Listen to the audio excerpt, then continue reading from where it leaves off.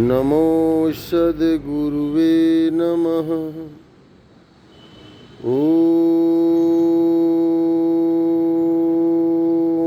नमः शिवाय। ओम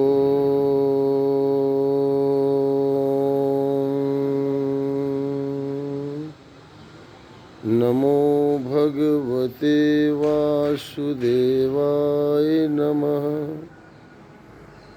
जीव और भगवान दोनों सत्य और सनातन हैं, और ये भौतिक शरीर नश्वर। जैसे जीव जब अपने सनातन परमात्मा में स्थान प्राप्त कर लेता है, या जीव जो परमात्मा का प्रकाश है अपने स्वभाव प्रकाश ज्ञान से तृप्त हो जाता है, मुक्त हो जाता है, तो वह परम ब्रह्म में, परम प्रकाश, परम ज्ञान में संयुक्त हो जाता है। वह एक ही सत्ता है। जैसे एक लोटा पानी सागर में डालने पर वो सागर हो जाता है, ना कि एक लोटा पानी। उसी प्रकार सत्य और सनातन, अपरिवर्तित, अजन्मा, जिसका आदि अंत नहीं होता, वह भगवान और जीव है। जैसे जीव संपूर्ण सिद्धि के बाद जब मुक्त हो जाता है तो परमात्मिक हो जाता है, परमात्मा में संयुक्त हो जाता है। और भौतिक शरीर जहाँ से इसका सृजन निर्माण हुआ था यथा तत्व वहाँ हो जाते, वापस चले जाते हैं। बीच में हमारा कोई अस्तित्व नहीं बचता। क्यों? क्योंकि हमारा जो मिथ्या अस्तित्व था, अहंकार, पाप पुण्य की रचना, वो नष्ट हो जाता है। इसलिए भौतिक प्रकृति में जैसे सद्गुण दुर्गुण दोनों कर्म क्षेत्र हैं। जैसे ईश्वर को पाने का, आराधना का कर्म सद्गुण, और इस संसार से बांधने वाले गुण जो है दुर्गुण, तो ये दैवी आसुरी ये कर्म है। और शाश्वत काल जो इसके परिणामों को यथा समय इसको नष्ट करता है। तो ये तो सृष्टि का फार्मूला स्पष्ट है कि जैसे हम सनातन पुरुष में, सनातन पुरुष के अंश थे, सिद्धि प्राप्त करके सनातन पुरुष के साथ संयुक्त हो गए। एक ही सत्ता है, क्योंकि भगवान एक हैं, परम ब्रह्म एक हैं। तो जो हम उनके अंश हैं, मानव तन में सिद्धि प्राप्त करके उनमें स्थान पा गए। और भौतिक शरीर जो नश्वर है, जड़ से बना है, ये भौतिक संसार में हो जाता है। तो हम भौतिक शरीरों की पूजा क्यों करने लगते हैं? जैसे जिस शरीर से हम साधना करके भवसागर को प्राप्त कर लिए, ये शरीर रूपी साधन से हमने भवसागर को प्राप्त कर लिया या भवसागर को पार कर लिया, तो ये भौतिक शरीर तो इसी भौतिक में रह जाएगा। और सनातन पुरुष आत्मा परम तत्व परम ब्रह्म से संयुक्त हो जाता है। तो वहाँ अलग अलग से भगवान क्यों बनने लगते हैं लोग?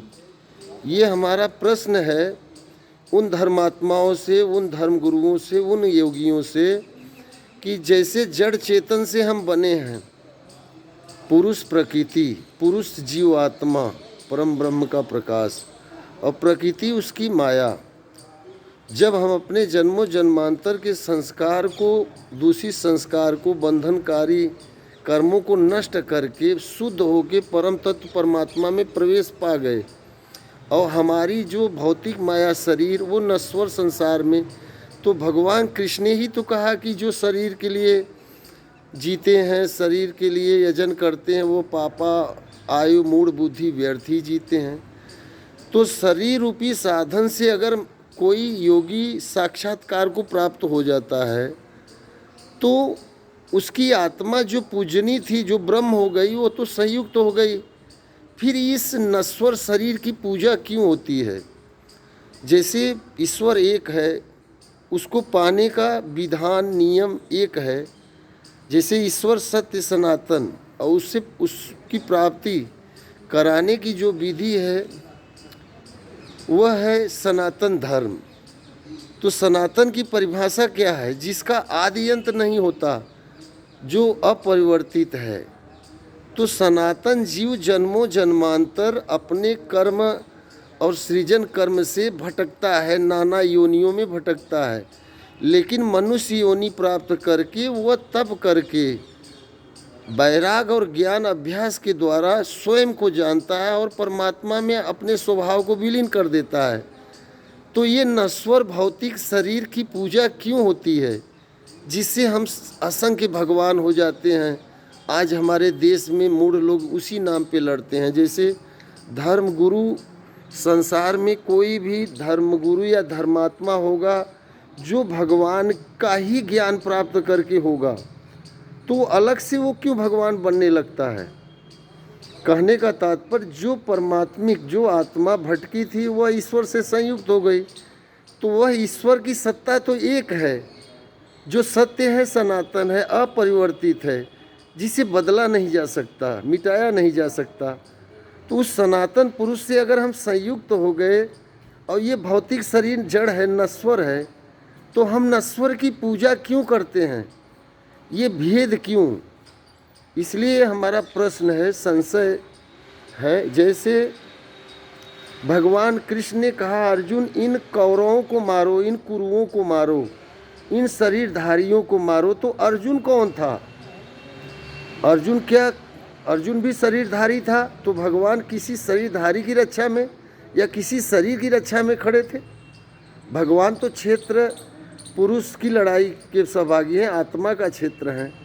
अगर वो शरीर की रक्षा में खड़े थे, तब उन्होंने स्वयं कहा कि जो शरीर के लिए यजन करते हैं वह व्यर्थ ही पुरुष जीते हैं।